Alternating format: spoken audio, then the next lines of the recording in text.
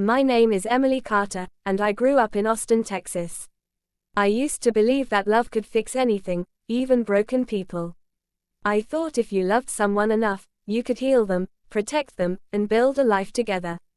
I was wrong, because the person I loved the most, Jason Miller, was the one who taught me the hardest lesson of my life: never lose yourself while trying to love someone else. Chapter 1: The Beginning of Us. I met Jason at a local cafe near my university. He was funny, charming, and full of dreams. I was a journalism major, and he was studying business. We bonded instantly over late-night study sessions, endless cups of coffee, and dreams of a future we swore we'd build together. He used to say, "Emily, when I make it big, I'm going to buy you that little bookstore you love so much." I laughed every time, thinking how sweet it sounded. After graduation, he started working at a tech startup in downtown Austin. I got a job as a junior reporter for a local news channel. We moved into a small apartment together, our first home. Life felt perfect, until it wasn't. Chapter 2: The cracks start to show. At first, Jason's long hours didn't bother me. Startups were intense, I understood that.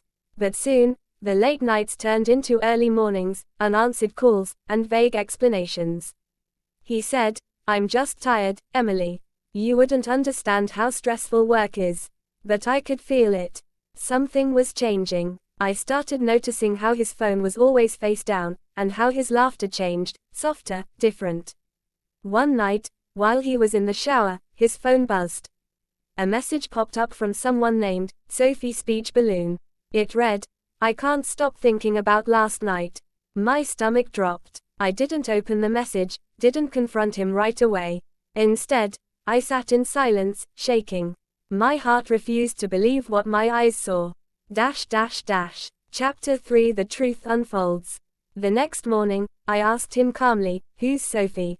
He froze, then said, "Just a coworker. We're working on a project together." But the way his voice trembled told me everything. A week later, I went to his office to surprise him for lunch. As I walked in, I saw him across the street, holding hands with a woman. She was beautiful, confident, and laughing. It was Sophie. They didn't see me. I turned around, went back to my car, and cried until my chest hurt.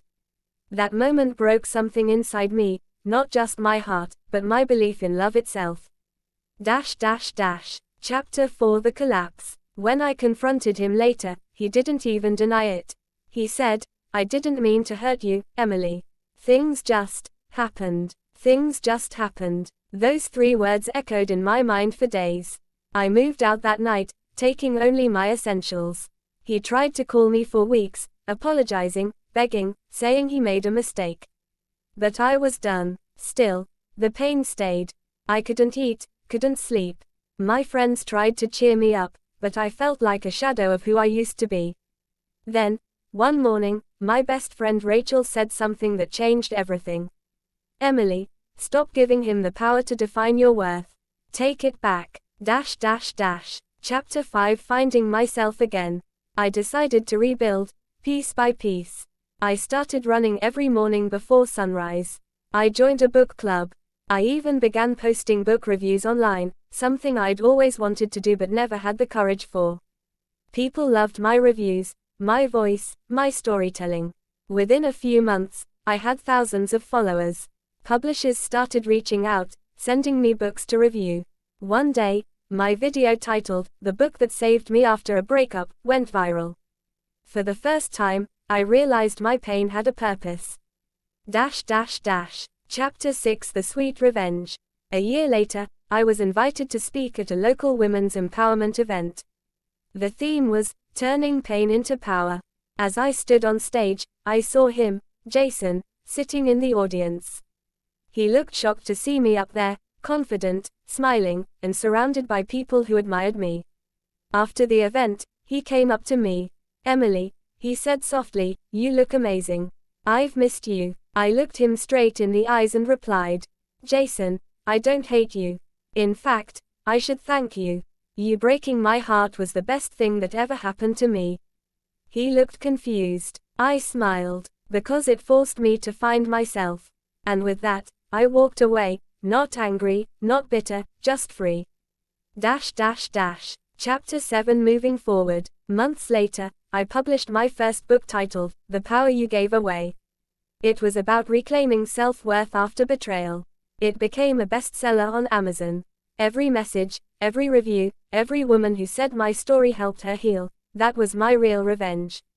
Not revenge out of hate, but out of growth. Chapter 8. The lesson. Now, 3 years later, I live in Seattle, running my own online magazine for women called Rise Up.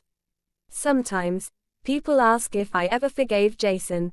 I did, because forgiveness wasn't for him, it was for me. He's just a chapter in my story. I'm the author now, and this time, I'm writing my own ending. Moral of the story. Sometimes, losing someone you love isn't the end of your story, it's the beginning of finding who you were meant to be. Pain can either destroy you or transform you. The choice is yours.